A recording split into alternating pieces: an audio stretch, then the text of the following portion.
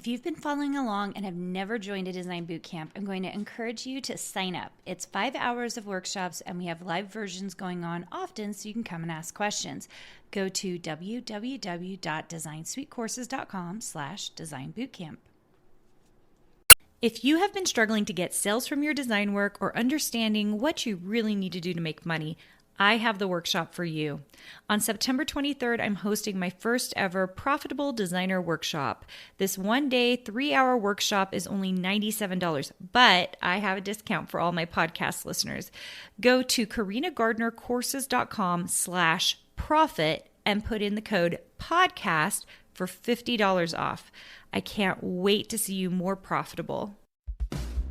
Welcome to the Make and Design Podcast. I'm your host, Carina Gardner. On this podcast, we're unraveling the everyday joys and dilemmas of design, making, and business. For makers who want to be designers and for designers who are makers, this is your inside scoop to help you grow your business and bring more creativity to your life. Hey guys, today I'm here with April Cobb, and we are going to talk about niching down. It's something I hear a lot of people talking about, but we want to talk about in terms of niching down and doing something you like, because I think April and I both believe this is totally possible. I feel like there are a lot of people out there that are like, you can't do what you like and make money at it, or you can't do what you like and it can't be a niche. Like it needs to be like, and I think April has totally done this beautifully. So April, I want you to talk to us about your fabric lines and about niching down and what you've done.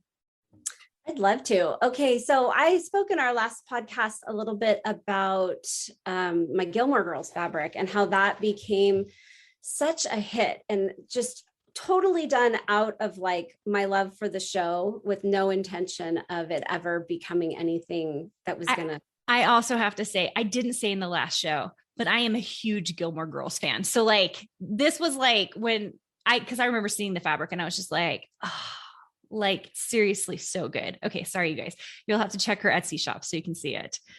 Well, I remember actually, I have to bring it up because we were at some kind of a sewing summit we were at sewing summit. Thing. Do you remember that? Yeah, totally. Years ago. And I had started working on. It was buildings. You were working on buildings. So I was like, I love the town of Stars Hollow. I want to do a fabric that showcases those buildings. And I had done a lot of the buildings, but I'm like, I had my computer with me and Carina was sitting next to me and I'm like, what do I do? Like, how do I make it like blend together? And she gave me the advice to put some greenery in, like some grass, some trees. I don't remember that part. You did. And she gave me a few illustrator tips as well. I remember that because usually people come to me with their illustrator problems. So I remember kind of being like, oh, just do this or do this and it'll be way faster. And you were like, oh, that is faster. And I was like, it was the select all tool. And that you taught me about that was so great. But that was really helpful to me in doing this. This was the kind of the inspirational piece of that line. And that was the first one I was doing. So Carina was right there with me, but I just loved it. And I wanted so much to show that town. And then once I started doing that, I started getting all these ideas and I'm like, I could do a whole line of this. And I've done, ones with the faces of the characters and just the signs that are shown in the show and things like that. And by the way, if you are listening to the podcast, you need to zoom over to the YouTube channel because April is showing these fabrics. So if you really want to see them, you need to come to the YouTube channel or you need to go visit her Etsy shop, which I'll put in the description. Keep going. Sorry, April. Well, and if I were trying to just make a lot of money off of this, I would probably have not done as well, but because I loved it so much, I wanted to do some really unique things. And there's a character in that show, Rory, who's a young girl that reads a ton. And I think a lot of people identify with her and were inspired by that. So this particular design is just books that she has read, talked about, that's referenced on the show. And I made spines of all of these. And that fabric has sold also just to librarians who probably know nothing about Gilmore Girls. And part of, I guess, the moral of that story is you just make something that inspires you, something that's interesting or that you love or that you want to spend a lot of time learning and thinking about. And you'll be surprised who comes out of the woodwork because so many people like the things that you like. If you like something, it's probable that there's other people out there that share the same love that you do. Yeah, I agree with you. And I feel like people get so nervous, like no one's going to like my style. I'm like, oh my gosh, like I love that you think you're that unique, but at the end of the day, most of us like a lot of the similar things. We really do. Even your quirky, whatever it is over there, some like you can sell it, like the crazy things you'll see. Like to me, it's so funny because I talk about niching down all the time, but there is nothing more niche down than just Gilmore Girls. Like we're talking about a single TV show in the span of the universe. From and like that's decades, it. like how long ago was that show on? Like in 2000 to I know. 2007, maybe, or something. Gilmore Girls is my go-to show when I'm designing a fabric line though, because I don't have to watch it. Like you can listen to it because the dialogue is so wonderful. Yes, absolutely. And I've been actually listening to the podcast by Scott Patterson, who plays Luke on that. I didn't know there was a podcast. Yeah, it's a new podcast where he interviews people on the show and stuff like that, because it's like watching the show 50,000 times isn't enough for me. Like I have to put it into my veins through like getting onto a podcast. But well, and then other shows have come along, and I felt like that was such an interesting thing to me to like, I took just a pile of fat quarters with me to Quilt Market when I was selling there once. And my husband's like, you should just take some of that. You know, at the time I was digitally printing myself, and I took some and I was wiped out. Like everybody loved it. So every night that I would come home, I would just be printing more of it to take back. And people were just like buying it at my booth because they liked it so much.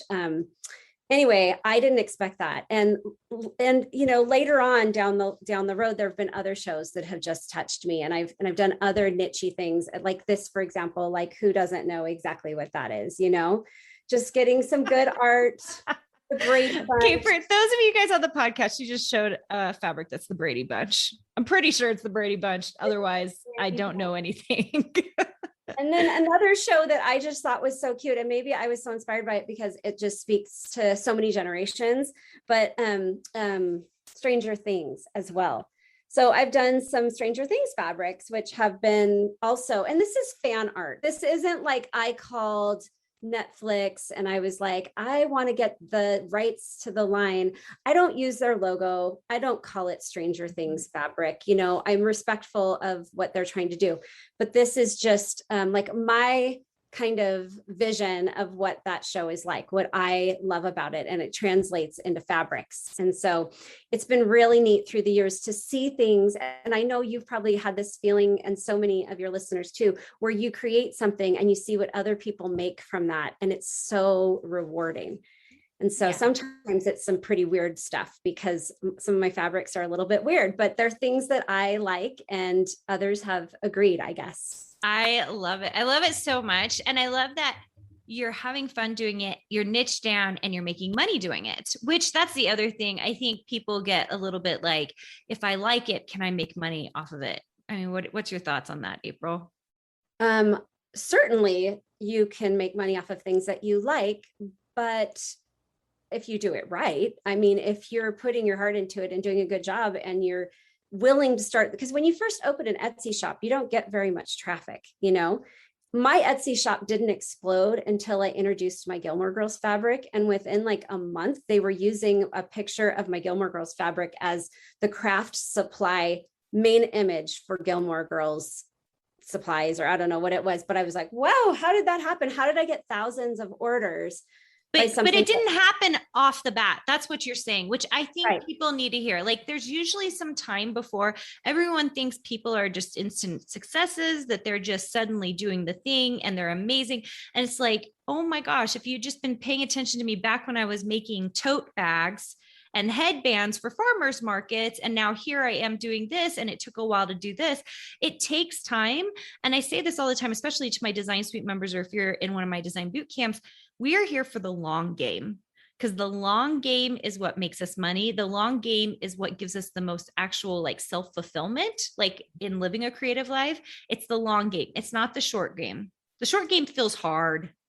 It does. And that's like being a one-hit wonder. Who wants that? Like you want to just, you do it because you love it. I certainly do it because I love it, you know, and I know that you do too. I mean, you start becoming more dependent on the financial aspect of it, but the money will come. Like I wouldn't say like if you get in a bind and they're going to take away your home, open an Etsy shop tomorrow and start putting random stuff on it. I mean, that's not going to save your home. But if you just start along the path and you try different things. Another thing that's been extremely helpful to me at farmers markets might seem hokey, but it gives you an opportunity to be like in a retail space where you're getting feedback from your customers. And I think that's something that is just invaluable. Even if you make something great and you're taking it to boutique, sometimes the boutique owners will tell you, I had this feedback from my customers. It's not comfortable, or it itches, or it's too orange, whatever. But I found with the farmers market, every week people would say, oh, this is an interesting headband. Wouldn't it be nice if you could wash it? And I'm like, oh, duh, I need to make it so I can wash it. Or it'd be nice if you had, like, that's how I would know that design, like colors were becoming on trend, because people would come in and start saying, like, stop buying brown in those early 2000s, and they wanted gray and yellow all of a sudden.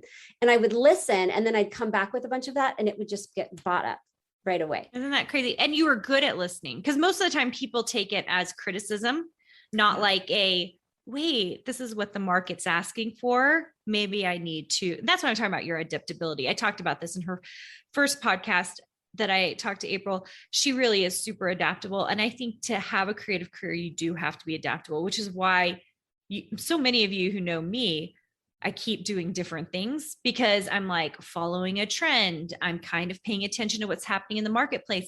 I'm going to follow what I like to do, but I'm also going to follow what the market is telling me I need to do. And it's much like when you are investing in the stock market, you diversify your portfolio. And that's a really good way to go about your business as well. You might start out making tote bags, but once you get a grasp on that and you have an audience and clients, introduce something new now and then. You don't have to introduce it on a large scale, but try out new things, because when the market dips and they're not buying tote bags, they might start buying your headbands. And that's something we talked about in the last podcast, but it's always good to have different balls in the air, to have different, versions of what you do. Yeah. I love it. Without straying from it completely, Yeah. I love it. So good, April. April, if people want to find you, where can they find you? I would say to go to my Etsy shop, April Cobb Designs. And that would be the best place to see what I'm doing. And you can even contact me through that if you'd like to know more. I'm going to leave the link for you guys here in the podcast and on the blog. I would love for you to go check out April. April and I have been friends for a very long time. We've even done conferences together where we taught together, and it's just been super fun to reconnect with her and let you guys hear a little bit of the conversation we tend to have. We're always talking about business and doing things, and letting you guys in on that secret. Thanks so much for coming, April, and we'll talk to you guys later. Thank you. Goodbye. Hey, did you know that you can visit me at makeanddesign.com to learn more about this podcast and join my VIP group for weekly freebies? I can't wait to see you there.